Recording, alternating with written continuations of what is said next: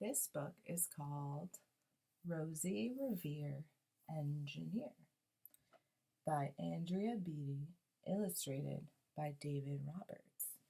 And this copy is very special because it was donated to my Ladybugs classroom by Emma Woods.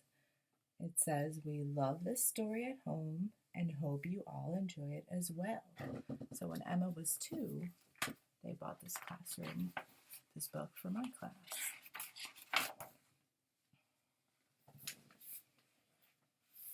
Okay. This is the story of Rosie Revere, who dreamed of becoming a great engineer. In Leela Greer's classroom at Blue River Creek, young Rosie sat shyly, not daring to speak. There she is. But when no one saw her, she peeked in the trash for treasures to add to her engineer's stash. And late at night, Rosie rolled up her sleeves and built in her hideaway under the eaves. Alone in her attic, the moon high above, dear Rosie made gadgets and gizmos she loved. And when she grew sleepy, she hid her machines far under the bed where they'd never be seen. When Rosie was young, she had not been so shy. She worked with her hair swooping over one eye and made fine inventions for uncles and aunts, a hot dog dispenser and helium pants. The uncle she loved most was zookeeper Fred. She made him a hat to keep snakes off his head, from parts of a fan and some cheddar cheese spray, which everyone knows keeps the pythons away. And when it was finished, young Rosie was proud, but Fred slapped his knee and he chuckled out loud. He laughed till he wheezed and his eyes filled with tears, all to the horror of Rosie Revere, who stood there embarrassed, perplexed, and dismayed. She looked at the cheese hat and then looked away. "I love it," Fred hooted. "Oh, truly I do." But Rosie Revere knew that could not be true. She stuck the cheese hat on the back of her shelf, and after that day kept her dreams to herself. And that's how it went until one autumn day her oldest relation showed up for a stay. Her great-great-aunt Rose was a true dynamo, who'd worked building airplanes a long time ago. She told Rosie tales of the things she had done and goals she had checked off her list one by one. She gave a sad smile as she looked to the sky. "The only thrill left on my list is to fly. But time never lingers as long as it seems. I'll chalk that one up to an old lady's dreams." That night, as Rosie lay wide-eyed in bed, a daring idea crept into her head. Could she build a gizmo to help her aunt fly? She looked at the cheese hat and said, "No, not I."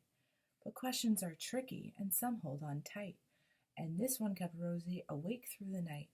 So when dawn approached and red streaks lit the sky, young Rosie knew just how to make her aunt fly.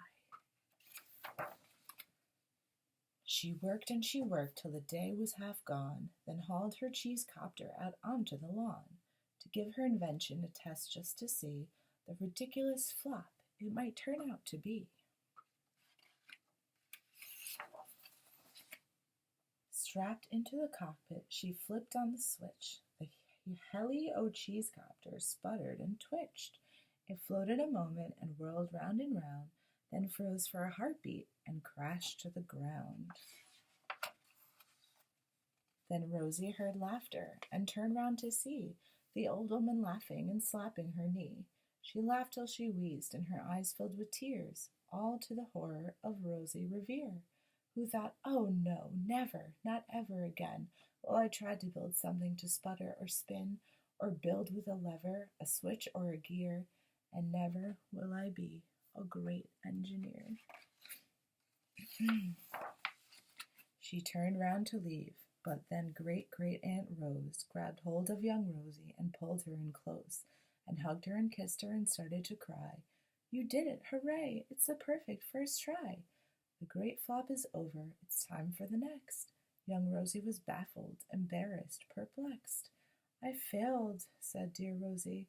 It's just made of trash. Didn't you see? The cheese crofter crashed. Yes, said her great aunt, it crashed, that is true. But first it did just what it needed to do. Before it crashed, Rosie, before that, it flew. Your brilliant first flop was a raging success. Come on, let's get busy, and on to the next. She handed a notebook to Rosie Revere, who smiled at her aunt as it all became clear. Life might have its failures, but this was not it. The only true failure can come if you quit.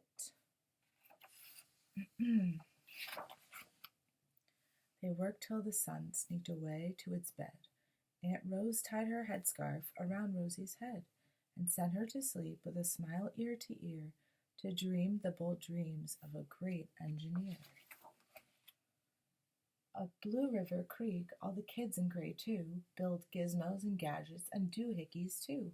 With each perfect failure, they all stand and cheer, but none quite as proudly as Rosie Revere. There she is. The end.